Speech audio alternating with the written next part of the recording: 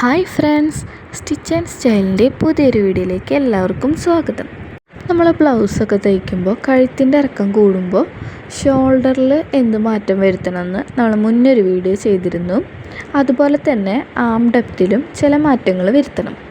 അപ്പോൾ അതെങ്ങനെ കണ്ടുപിടിക്കാമെന്ന് നോക്കാം. അപ്പോൾ അത് കണ്ടുപിടിക്കാനായിട്ട് വളരെ സിമ്പിളാണ്.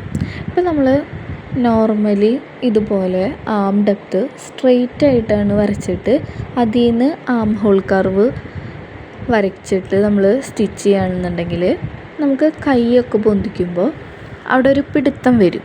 അപ്പോൾ അത് ഇല്ലാണ്ടിരിക്കാനായിട്ട് നമ്മൾ നെക്കിൻ്റെ ലെങ്ത്ത് കൂടുന്നതിനനുസരിച്ച് ആം ഡെപ്തിലും ചെറിയ മാറ്റം വരുത്തണം. അപ്പോൾ അതെങ്ങനെയാണെന്ന് വെച്ചാൽ, ഇപ്പോൾ അപ്പർ ചെസ്റ്റ് ബിലോ 40 ഇഞ്ചസ് ആണെങ്കിൽ നമ്മളൊരു 1/2 ഇഞ്ച് ഇതുപോലെ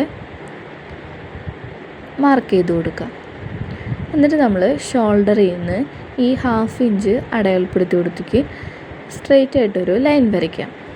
അവിടെ നിന്ന് വേണം നമ്മൾ ആം ഹോൾ കർവ് വരയ്ക്കാനായിട്ട്.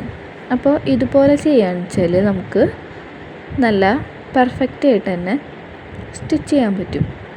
ഇനി അപ്പർ ചെസ്റ്റ് എബവ് 40 ഇഞ്ചസ് ആണെങ്കിൽ നമുക്ക് 1/4 ഇഞ്ച് ഇതുപോലെ തന്നെ മാർക്ക് ചെയ്തിട്ട് അവിടെ നമ്മുടെ ഷോൾഡറിൽ നിന്ന് ആ 1/4 ഇഞ്ച് അടയാളപ്പെടുത്തി കൊടുത്തേക്ക് സ്ട്രെയിറ്റ് ആയിട്ട് ഒരു ലൈൻ വരച്ചിട്ട് അവിടെ നിന്ന് ആം ഹോൾ കർവ് വരയ്ക്കാം.